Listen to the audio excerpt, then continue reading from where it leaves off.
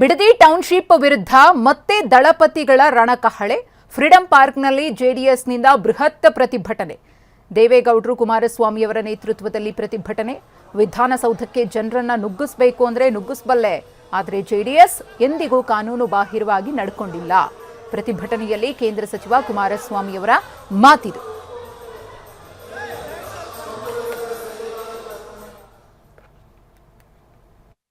ನುಗ್ಸೋದಾದ್ರೆ ನುಗ್ಗಿಸಬಲ್ಲೆ, ವಿಧಾನಸೌಧಕ್ಕೆ ನುಗ್ಗಿಸಬಲ್ಲೆ. ನೀವೇನ್ ತಡೆಯಲಿಕ್ಕೆ ಸಾಧ್ಯ ನೋಡೇ ಬಿಡ್ತೀವಿ. ಆದರೆ ಈ ಪಕ್ಷ ಎಂದೂ ಸಹ ಕಾನೂನನ್ನ ಮೀರಿ ಹೋಗಿಲ್ಲ. ಕಾನೂನು ತಲೆಬಾಗಿದ್ದೇವೆ.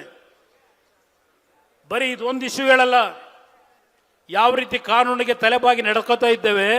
ನಮ್ಮ ಹೃದಯದಲ್ಲಿರ್ತಕ್ಕಂಥ ನೋವು, ನಮ್ಮ ತಂದೆ ಹೃದಯದಲ್ಲಿರ್ತಕ್ಕಂಥ ನೋವು.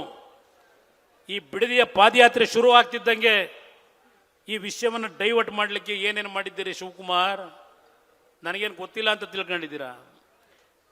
ಅದೆಂಥದ್ದು ಅವರ ಪಿ ಎಗಳು ಇರ್ತಾರಲ್ಲ, ಒಂದು 500 ರೂಪಾಯಿ ಕೊಟ್ಬಿಟ್ರೆ ಏನು ಬೇಕಾದರೂ ಕೊಡ್ತಾರೆ ಅಂತ ಹೇಳೋದಿಲ್ಲಪ್ಪ ನೀನು.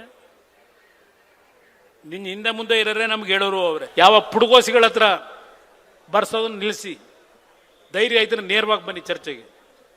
ತಯಾರಾಗಿದ್ದೇನೆ. ಅವನ ಕೈಲ ಕೂತ್ಕೊಂಡು ಬರ್ಸೋದಲ್ಲ. ಏನನ್ನಾಗಿದೆ ಸತ್ಯಾಂಶ ನಾನು ನೋಡಬೇಕಾಗಿಲ್ಲ. ದಾಖಲೆನ ತಲೆಯಲ್ಲಿ ಇಟ್ಕೊಂಡಿದ್ದೇನೆ. ಪ್ರತಿಯೊಂದು ಬೇಕಾದ್ರೆ ಹೇಳ್ತೀನಿ, ಎಕ್ಸ್ಪ್ಲೈನ್ ಮಾಡ್ತೀನಿ. ಯಾವ ಡೇಟ್ ಸಮೇತ ಹೇಳ್ತೀನಿ. ನೋಡಿದೆ, ಅದನ್ನು ನೋಡಿ ನನಗೆ ಆಕ್ರೋಶ ಬಂತಿವತ್ತು.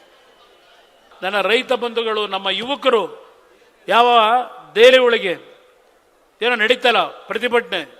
ಇವತ್ತು ಪ್ರತಿಭಟನೆ ಈ ಕರ್ನಾಟಕ ರಾಜ್ಯದಲ್ಲಿ ಆಗಬೇಕು. ಇವತ್ತು ಈ ವೇದಿಕೆ ಮುಖಾಂತರ ನನ್ನ ರೈತರ ನೋವೇನಿದೆ ಆ ನೋವಿನ ಅರಿತು ಈ ರಾಜ್ಯದ ಜನತೆ ಈ ಸರ್ಕಾರದ ವಿರುದ್ಧ ದೆಹಲಿನಲ್ಲಿ ಏನು ನಡೀತು ಮೊನ್ನೆ, ಅದರ 10ರಷ್ಟು ದೊಡ್ಡ ಮಟ್ಟದಲ್ಲಿ ಇಲ್ಲಿ ಪ್ರಾರಂಭ ಆಗಬೇಕು.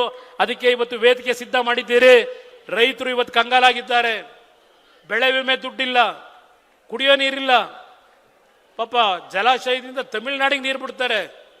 ನಮ್ಮ ಜನಕ್ಕೆ ಹೇಳ್ತಾರೆ, ನೀವು ಬೆಳೆ ಹಾಕಬೇಡಿ, ನಿಮಗೆ ಕೆರೆ ತುಂಬಿಸ್ತೀವಿ, ನಿಮಗೆ ಕುಡಿಯೋಕ್ಕೆ ನೀರು ಕೊಡ್ತೀವಿ. ತಮಿಳುನಾಡಲ್ಲಿ 3 ಬೆಳೆ ಬೆಳೆಯೋಕ್ಕೆ ಅಲ್ಲಿಗೆ ನೀರು ಕೊಡ್ತಾರೆ.